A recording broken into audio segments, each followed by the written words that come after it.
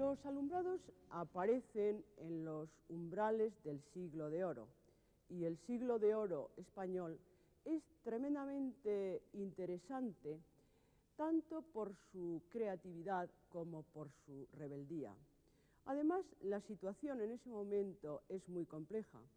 La recién descubierta América constituye una válvula de escape tanto para perseguidos como para aventureros. La Inquisición obliga literalmente a escribir en clave a los intelectuales, siendo, como eran casi todos, de origen converso, y esto da lugar, paradójicamente, a una de las mayores o a la mayor eclosión literaria de nuestra historia. Por otro lado, la rebelión luterana hace ver herejes por todas las esquinas, lo cual perjudicó mucho a los alumbrados. Y por último, la política hegemónica del imperio hace que los pueblos de España se levanten en defensa de sus fueros y libertades. Ciudadanos, no súbditos, es el grito de los comuneros de Castilla. Las ansias o las inquietudes religiosas de los alumbrados van unidas indefectiblemente a esta necesidad de libertad. Libertad de pensamiento, libertad de acción, libertad de asociación. Tal vez todo este ambiente no fuera más que la consecuencia de aquel espíritu del Renacimiento que desenterró el postulado de los antiguos sofistas griegos que decía: el hombre es la medida de todas las cosas. En documentados volúmenes sobre la historia de la Iglesia aparece una cita esclarecedora con la que iniciamos el camino de una búsqueda apasionada. Existe, en efecto, en España una secta misteriosa cuyo nombre aparece constantemente en los textos, la de los iluminados o alumbrados. El solo hecho de la existencia de esta secta tiene una gran importancia para el conocimiento del alma española. El proyecto de los Reyes Católicos de unificar todos los pueblos de España en un solo Estado y bajo el dominio de una única religión se había realizado con la unión dinástica de Castilla y Aragón, la expulsión de los judíos, la conquista del último baluarte musulmán, Granada, y la posterior anexión de Navarra. Una vez dominada la periferia y cuando España llega a ser el imperio del águila bicéfala, es precisamente en el centro, en Castilla, donde comienzan a soplar vientos de rebeldía y a levantarse gritos de libertad. La reina Juana continúa encarcelada en Tordesillas, inculpada de una locura amorosa que tal vez nunca existió, mientras el joven Carlos, su hijo, se hace proclamar rey de España y emperador de los dominios de la Casa de Habsburgo.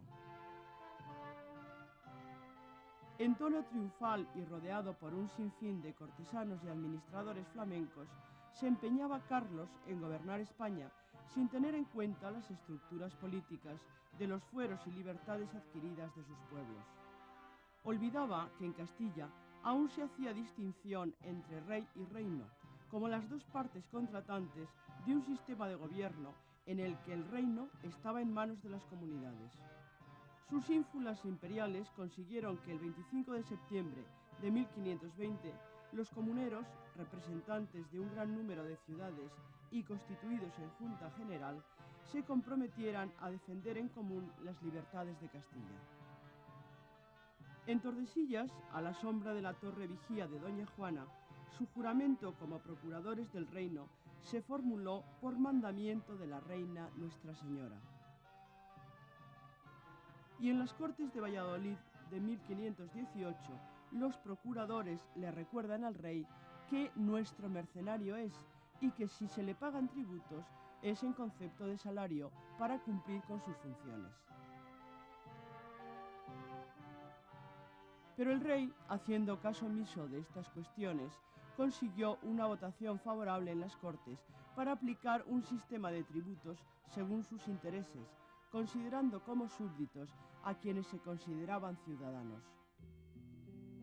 Los habitantes de Segovia, dirigidos por el hidalgo Juan Bravo, se sublevaron. fueron enseguida apoyados por los toledanos, acaudillados por Juan de Padilla. La voz corrió de ciudad en ciudad. Se propagó como incendio en un pajar. Todo el pueblo estaba con los rebeldes. Hidalgos, regidores, alcaldes, jurados y síndicos, abades, arcedianos, gran número de doctores, licenciados y bachilleres, gentes de todos los oficios, tenderos, mesoneros, herreros, fundidores, boticarios y sastres. Los comuneros lucharon sin tregua durante todo un año hasta la derrota definitiva en Villalar. El ejército rebelde, ya maltrecho y desmantelado, seguía gritando en cada arremetida: Padilla, Padilla, libertad, invocando al jefe militar de la rebelión. Era el 23 de abril de 1521. Al día siguiente, los tres jefes principales, Padilla, Bravo y Maldonado, fueron ejecutados. Los primeros años del emperador fueron de enfrentamiento con una España arraigada en diversas costumbres, lenguas, religiones y leyes para conseguir una unidad ficticia por las armas, las conversiones y los autos de fe. Otro de los elementos discordantes lo constituían los moriscos, es decir, la población musulmana a la que se le habían reconocido sus derechos después de la conquista en las capitulaciones de Santa Fe. Se les garantizaba el libre ejercicio de su religión, ley, lengua y costumbres. Pero la mentalidad imperial e inquisitorial de la época seguía viendo en los moriscos una grave amenaza e incluso se especulaba con el supuesto de que habían colaborado con sus bienes a favor del movimiento comunero.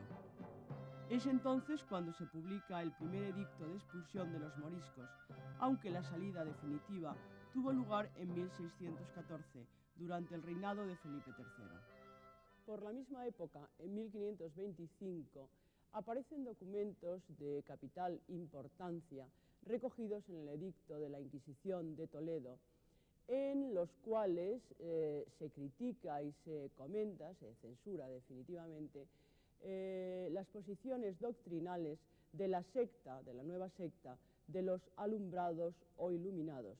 Por cierto, una de las mayores oposiciones al régimen imperial y eclesiástico, hasta el punto de que teólogos e historiadores empiezan a vislumbrar en el iluminismo español como la tesis fundamental o central que alimenta el siglo de oro. Si sobre un mapa del siglo XVI trazáramos un círculo imaginario, el centro estaría en Guadalajara, precisamente en el Palacio de los Mendoza. Sus radios no remontarían al norte más allá de Valladolid, ni en sentido opuesto más al sur de Toledo. Hacia Levante llegaría este círculo hasta Cuenca y hacia Poniente nos encontraríamos con Madrid.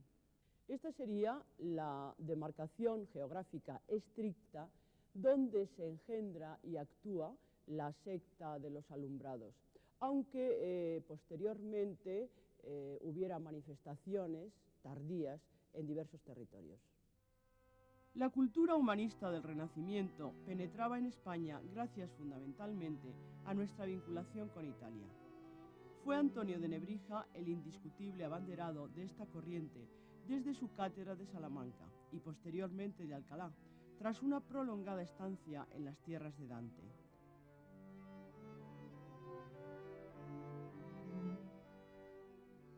La lengua castellana se impone a partir de la gran obra del converso Fernando de Rojas, La Celestina.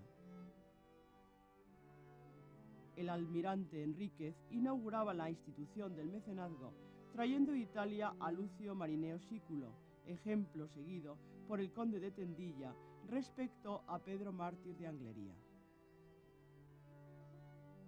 Los nuevos modelos renacentistas se van imponiendo en las artes plásticas. Los hermanos Egas, Sebastián de Toledo, Diego de Siloé, Alonso Berruguete, Juan de Juanes y otros muchos artistas dan a España un rostro nuevo tras el derrumbamiento del prolongado mundo medieval.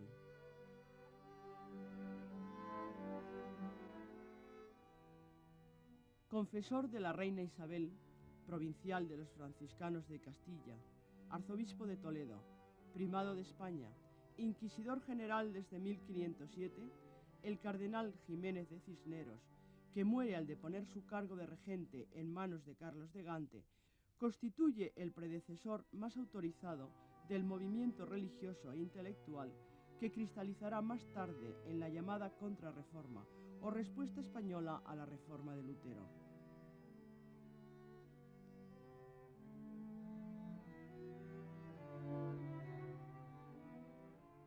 Además de promover con gran energía la vuelta a la pobreza evangélica de las órdenes religiosas, su empeño más colosal se centra en la fundación de la Universidad de Alcalá de Henares, que introduce en España el pensamiento de los filósofos británicos Duns Scoto y Guillermo de Ockham, frente al inmovilismo de Salamanca, fiel a la escolástica de Tomás de Aquino. Su apasionado interés por las lenguas antiguas le hizo decretar la creación de las cátedras de griego, hebreo, árabe y siríaco, sin duda inspirado en el genio universalista de Ramón Llull. El logro más patente es la publicación de la Biblia políglota. A pesar de su afán inquisidor frente al mundo musulmán y judío, Cisneros provoca involuntariamente una vuelta a las fuentes bíblicas y, como resultado, muchos intelectuales de familias conversas consiguen cátedras en Alcalá, sobre todo en hebreo. Por otra parte, en un país en el que las recaudaciones provenientes de las bulas eclesiásticas se empleaban para organizar corridas de toros, no era extraño que se aspirara a una reforma religiosa e intelectual en el seno mismo de la Iglesia. De ahí que Erasmo de Róterdam fuera uno de los autores más leídos como símbolo de sensatez y modernidad que se hace inmediatamente sospechosa para los inquisidores.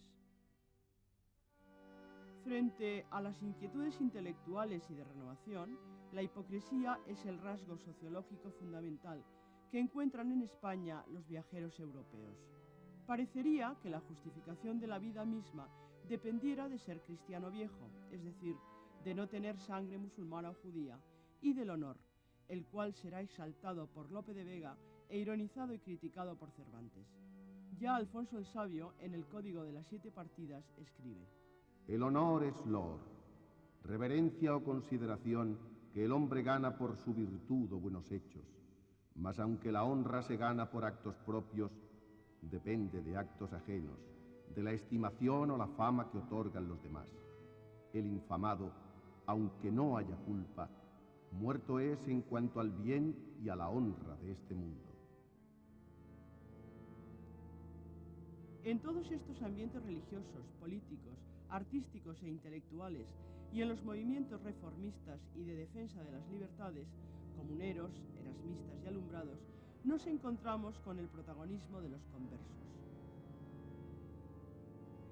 Criados de los Mendoza, sirvientes de los Villena y Enríquez, conversos de la clase media urbana de Guadalajara, Escalona, Pastrana y Madrid, catedráticos, estudiantes de Alcalá, parientes, amigos o colaboradores de los comuneros, frailes y obispos franciscanos, que defendían contra la Iglesia para que la Inquisición de Toledo tuviera que intervenir después de haber consultado el asunto con el emperador y rey nuestro Señor.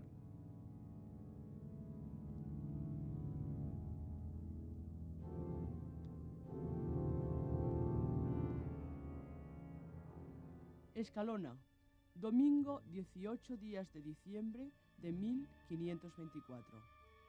Es el edicto de gracia, que consiste en que la gente se dirija a los inquisidores para confesarse de posibles errores y a denunciar, sobre todo a denunciar.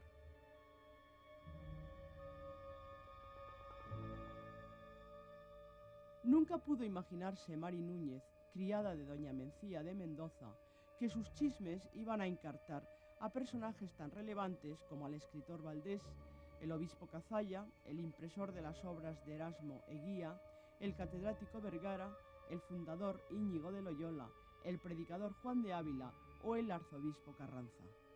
Aparecían alumbrados y herejes de todo tipo debajo de las piedras. Todo progresismo y modernidad eran asimilados a herejía, pero la Inquisición continuó hasta el fondo sus pesquisas, hasta dar con los auténticos responsables de aquella misteriosa secta que se iba extendiendo por Castilla. Les llevó un tiempo, porque el origen de los alumbrados se perdía en la oscuridad del secreto, y su doctrina no se ventilaba en las universidades o en las plazas. La verdadera madre de todo el cuerpo doctrinal de los alumbrados era una terciaria franciscana, la conversa Isabel de la Cruz. En Guadalajara, su ciudad natal, vive Isabel, cuya opción por la orden terciaria se debe a su rechazo tanto por la vida religiosa como por el matrimonio, que le hubieran impedido la libertad de movimiento que siempre tuvo, aunque más tarde rompiera incluso con su condición de terciaria al serle prohibido por los franciscanos el recibir hombres en su casa. Su trabajo consistía en la educación de las hijas de los principales de Guadalajara. Es precisamente en el Palacio de los Mendoza donde se inician las primeras reuniones de los que luego serán los iniciados de la secta. Su público es diverso.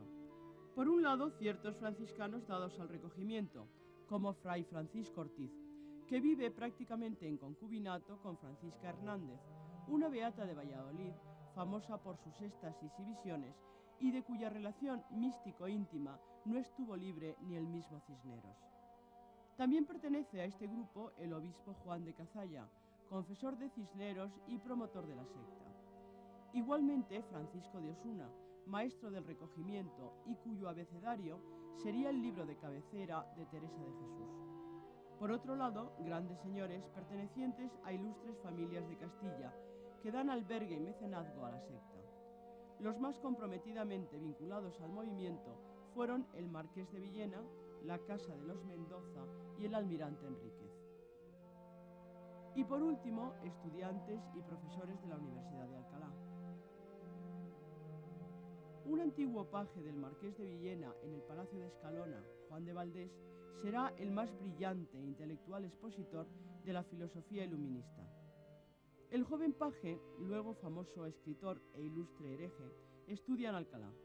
Al marqués dedica su obra de doctrina cristiana. Esta figura fascinante del iluminismo español viajará a Nápoles, donde difunde la secta, y cuya principal adepta será la noble Julia Gonzaga, a quien dedica el resto de su obra, la mujer más hermosa del Renacimiento italiano. Continúa su labor por toda Italia clandestinamente, constituyendo una de las más fuertes oposiciones al papado de Roma. Sus polémicas no carecen de elementos satíricos, salpicadas de chistes de gran agudeza que en nada rebajan su delicadeza de estilo. En estos ambientes surge y se desarrolla la herejía, y los iniciados son gente de cierta ilustración, burgueses de Guadalajara, Toledo o Madrid, cortesanos, criados, pajes, frailes, estudiantes, y significativamente un gran número de mujeres. Los aires nuevos del Renacimiento habían potenciado una situación social más favorable para la mujer. Son los años de una Catalina Sforza, Lucrecia Borgia o Victoria Colonna. Después del edicto de gracia y de las acusaciones, de las pesquisas e investigaciones, llegó el edicto de fe, es decir, el proceso a los auténticos dirigentes del movimiento iluminista. En el sumario del proceso a Isabel de la Cruz por la Inquisición de Toledo nos encontramos con 70 proposiciones de sorprendente riqueza y coherencia, que pueden ser consideradas como el núcleo esencial de la doctrina del iluminismo castellano. Más quisiera yo veros envuelto en pecados, pero con conocimiento de Dios, que sin pecados y contento de vos mismo. Era esta una respuesta habitual en Isabel, que consideraba a la divinidad como el amor que habita en el ser humano y valoraba por encima de todo el conocimiento experimental, despreciando totalmente la hipócrita moral al uso, pues el que posee el conocimiento es un ser puro, cuyas obras no pueden ser juzgadas por las normas de autoridad alguna. Isabel era una mujer hecha a sí misma. Desde muy joven abandona la casa paterna por conflictos familiares, pasa por duros trances de salud y busca incansablemente el magisterio en los libros, domina el latín y enseña con autoridad tanto a clérigos como a seglares, lo cual constituye una piedra de escándalo para el tribunal que la juzga. Textualmente podemos leer en los sumarios: La reo hablaba con muchas personas como adoctrinándolas, alegando autoridades en latín. Se presentaba como maestra de aquellos con quienes conversaba, aunque fuesen varones letrados. Quería enseñar y no ser enseñada, y obstruía lo que los varones letrados decían. El principal divulgador de la doctrina de Isabel es Pedro Ruiz de Alcaraz, también de origen converso. Su abuelo era escribano judío, su padre comerciante, y él ejercía el oficio de contador. Nacido en Guadalajara y criado en la corte renacentista de los Mendoza, sus lecturas eran muy variadas y dominaba el latín al igual que su maestra. Una figura secundaria pero importante es Gaspar de Bedoya, director de la comunidad de Pastrana y discípulo también de Isabel. Es un clérigo formado en Alcalá y profundo conocedor de la filosofía de Ockham. Otra de las figuras destacadas entre los alumbrados es María de Cazalla, poseedora de una excelente cultura literaria y hermana del obispo Cazalla, que estaba bien lejos de ser un fraile simple cuando explicaba la escritura en griego en su casa de Pastrana. Y sin embargo, se acusaba despectivamente a la secta de estar formada por mujeres e idiotas, equiparando ambos términos, cuando en realidad se trataba de un grupo urbano y palaciego de conversos, de fina sensibilidad y de una sutileza incapaz de ser percibida por el pueblo. Ideológicamente, el iluminismo castellano es, como el Renacimiento del que parte, un movimiento a la vez anárquico y aristocrático. Prueba de esta altura intelectual es el proceso de María de Cazalla. Durante los largos interrogatorios contesta hábilmente y sin contradicciones. Incluso hace una defensa coherente de la doctrina de Valdés y de Erasmo y muestra su admiración por Alcaraz y por Isabel de la Cruz, preceptora de sus hijas y amiga suya personal. En muchas ocasiones llega a poner en ridículo al propio tribunal inquisidor. Pues si tan devota me cree de Erasmo, ¿cómo me atribuye tantos disparates y tan contrarios a la doctrina de Erasmo? Además, este no ha sido condenado por la Iglesia. El fondo del debate es la gran reivindicación de la espiritualidad interior frente al hipócrita culto ceremonial. Incluso María de Cazalla se atreve a hacer una sutil defensa del judaísmo, diciendo que su espíritu, su esencia, no es propiamente el culto externo como lo que significa. Después de 2 años de prisión, María de Cazalla es condenada al tormento de la tortura con la previa instrucción a los torturadores. Si sobreviene la muerte, o si queda lisiada, o si hay derramamiento de sangre, a culpa de ella sea, y no de sus mercedes los reverendos inquisidores. Muchos autores están de acuerdo al afirmar que mujeres como María de Cazalla e Isabel de la Cruz allanaron el camino a la obra reformadora de Teresa de Ahumada, e incluso se piensa que fueron un claro precedente de la monja carmelita. Si analizamos en general estos movimientos de tipo espiritualista que rompen con los órdenes jerárquicos, veremos que casi todos ellos están auspiciados a lo largo de la historia por mujeres. El núcleo fundamental de la doctrina herética de los alumbrados era también el gnosticismo, como Prisciliano, los cabalistas, sufitas o templarios. Un espíritu común que se mantiene a través de los siglos en las tierras de España.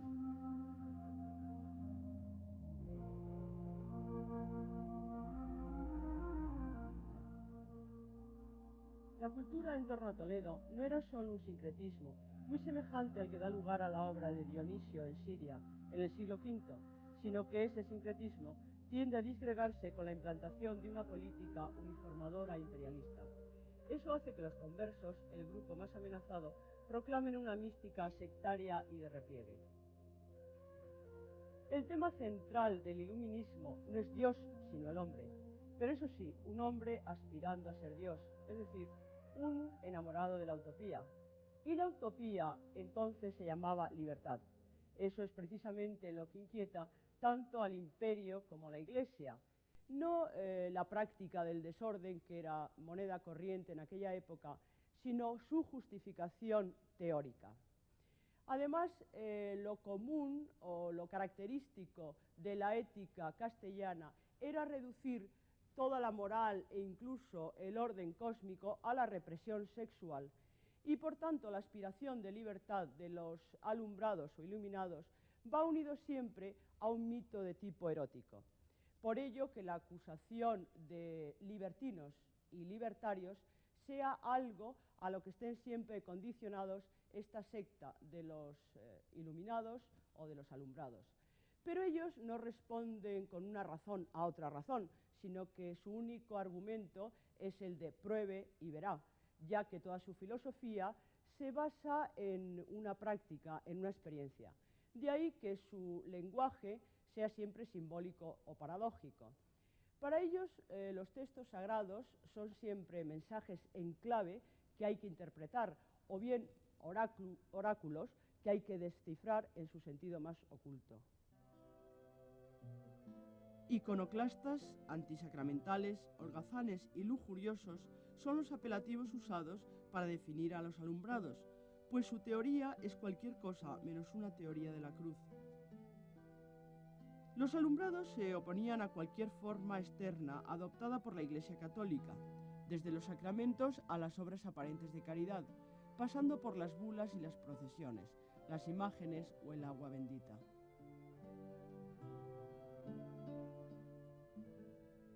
Frente a este culto aparatoso, inauguran una mística nocturna que será recogida por Juan de la Cruz y elaboran un lenguaje simbólico que constituirá la clave más definitiva de la literatura de nuestro siglo de oro. Precisamente en estos años, entre 1525 y 1530, debió de escribirse la primera obra picaresca, El Lazarillo de Tormes. El ambiente de persecución y sospecha impidieron que fuera publicada hasta 1554, aunque 5 años más tarde fue incluido en el índice de obras prohibidas. Se ha dicho que El Lazarillo es la obra indiscutible de un alumbrado, de un escéptico, de un converso, cuya doctrina coincide con la de Juan de Valdés.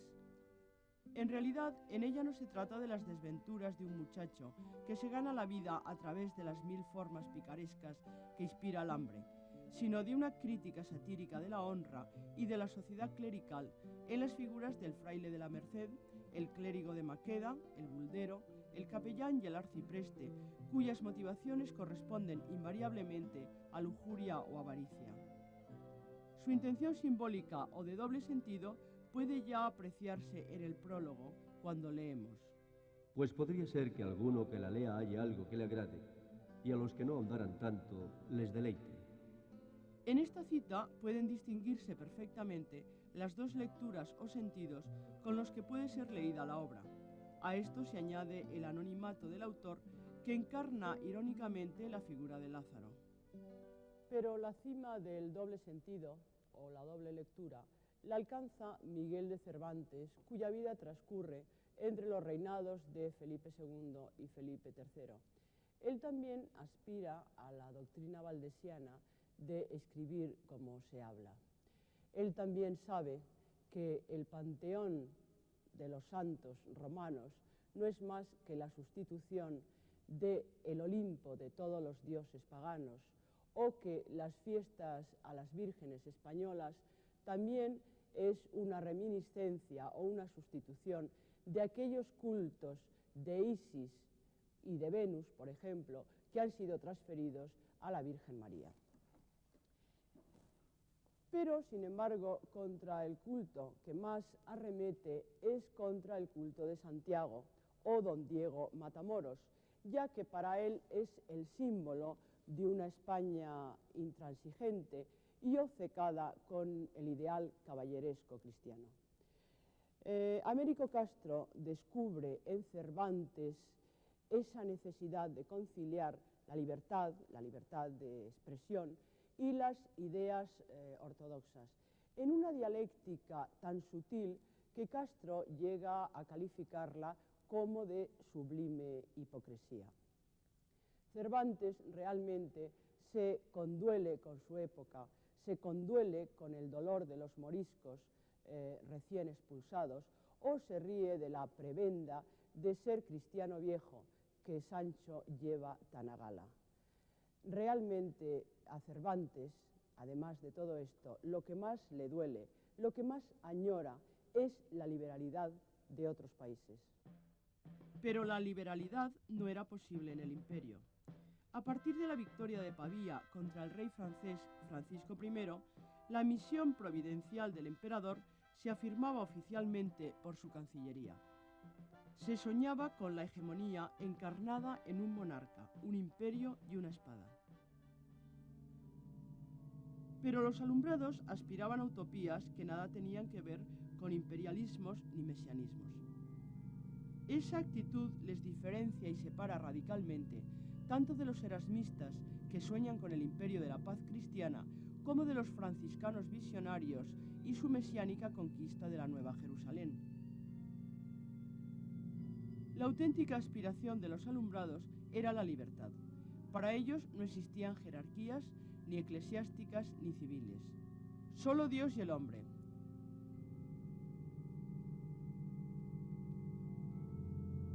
En el proceso de Alcaraz se le excusa. Decía el reo que los siervos de Dios habían de ser libres sin dar otra explicación de esa libertad. En la misma medida, los alumbrados eran también ajenos al luteranismo, que terminó por imponerse como una ortodoxia más. Sin embargo, estarían más cercanos a los comuneros en su actitud radical. En los mismos días y ciudades en que la Inquisición investigaba las sospechosas doctrinas iluministas, los capitanes comuneros se dirigen al patíbulo. A su paso, alguien grita: ¡Traidores! Juan Bravo se vuelve y grita a su vez: No por traidores, sino por defender la libertad del reino. Los alumbrados corren una suerte paralela. Su teoría se define ideológicamente hacia el 1519, fecha de las primeras denuncias. En 1525 son juzgados y se hace público el edicto de fe contra ellos, y en 1529, en la ciudad de Toledo, son condenados los principales maestros. Isabel, Alcaraz y Bedoya sufrirán cárcel perpetua, y López de Celaín será incluso condenado a muerte en Granada un año después. Otros muchos tendrán que cumplir diversas penas. Los grandes enemigos internos del imperio han sido vencidos. La herejía retornará estrepitosamente años más tarde, encarnada en los desórdenes de Llerena y protagonizada por frailes y mujeres con un irrefrenable deseo de libertad mística y sexual. Los excesos del iluminismo popular y malentendido dieron lugar a una serie de estafas espirituales de lo más pintorescas. Llagas, desmayos y éxtasis aparecen como garantía de santidad cuando no son más que fenómenos de tipo histérico. Al mismo tiempo, confesores y beatas pretendían encontrar en el amor carnal una especie de iniciación al amor divino. Pero nada de esto tiene que ver con los auténticos alumbrados, aunque sea esa la imagen que se les ha querido atribuir.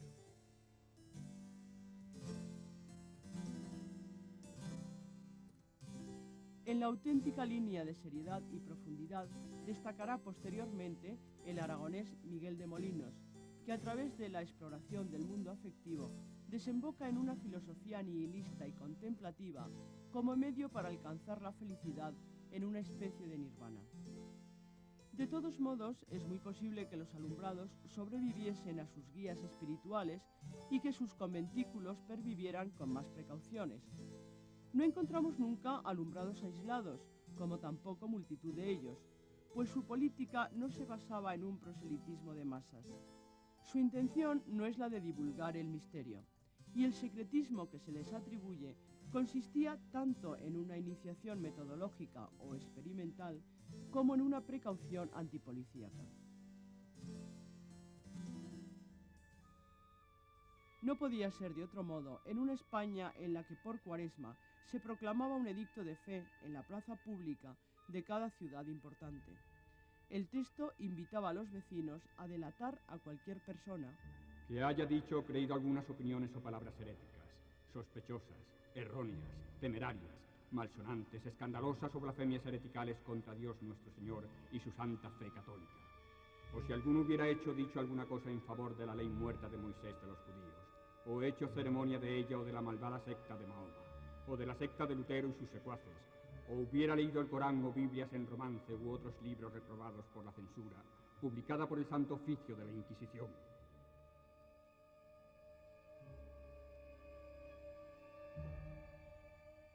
Días más tarde tenía lugar una ceremonia similar para atemorizar a los que no habían sido capaces de denunciar a algún vecino sospechoso. Vengan sobre ellos todas las maldiciones y plagas de Egipto. Sean malditos en pueblos y campos. Venga sobre ellos la maldición de Sodoma y Gomorra.